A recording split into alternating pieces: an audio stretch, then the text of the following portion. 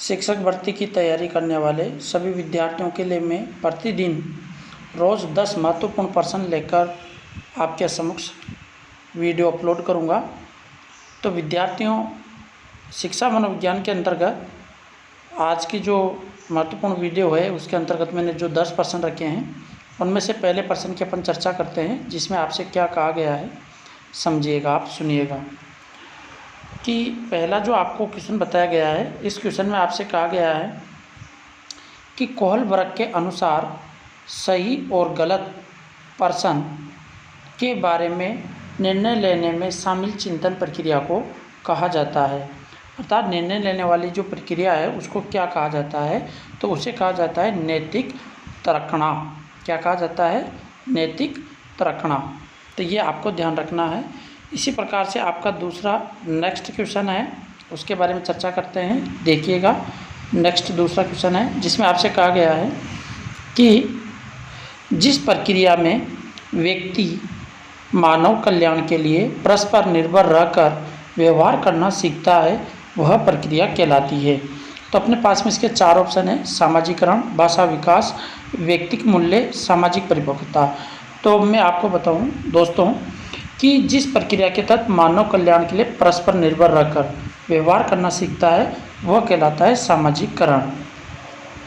तीसरा क्वेश्चन है, इसके बारे में भी देखिएगा, जिसमें आपसे कहा गया है वृद्धि एवं विकास। बहुत ही इम्पोर्टेंट क्वेश्चन है। वृद्धि एवं विकास का मुख्य सिद्धांत है। तो वृद्धि एवं विकास का महत्वपूर्ण जो सिद्धांत है वह है व्यक्तिक अंतर का सिद्धांत। ध्यान रखना, बहुत ही टिपिकल क्वेश्चन है, व्यक्तिक अंतर का सिद्धांत।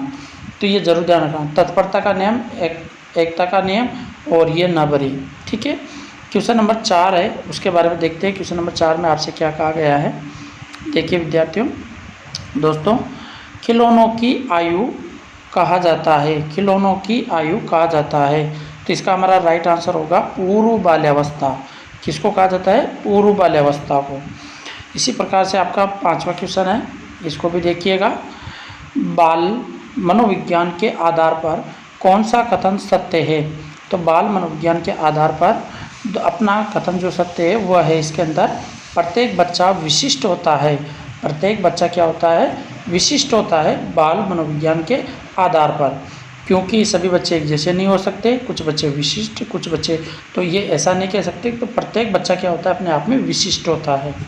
क्वेश्चन नंबर 6 है आपका, जिसमें कहा गया है संवेग की उत्पत्ति होती है। तो संवेगों की जो उत्पत्ति है वो मूल प्रवृत्तियों के आधार पर होती है। तो ध्यान रखिएगा, संवेगों की उत्पत्ति मूल प्रवृत्तियों के आधार पर।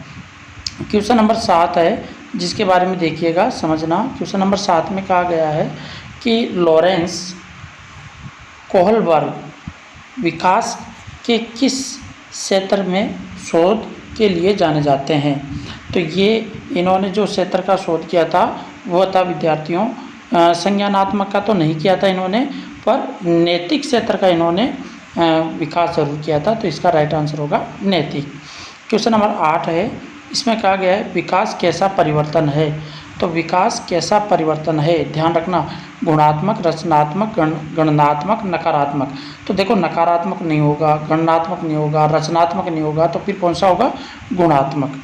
क्वेश्चन नंबर 9 है, बालक अपने व्यवहार की सामाजिक स्वीकृति किस अवस्था में चाहता है?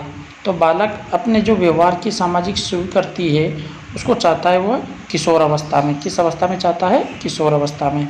और आज का लास्ट क्वेश्चन है आपका, क्वेश्चन नंबर 10, इसके लिए देखिएगा। प्राथमिक स्तर के बालकों के लिए निम्नलिखित में से किसे बेहतर मानते हैं? तो इनमें सबसे बेहतर मानते हैं स्वयं के अनुभव को। तो विद्यार्थियों, ये थी अपनी महत्वपूर्ण प्रश्न जो मैंने आपको बताए, और यदि आपको ये समझ में आए हों तो हमारे चैनल को ज़रूर सब्सक्राइब कीजिए और अन्य दोस्तों तक भी भेजिएगा। धन्यवाद सभी को।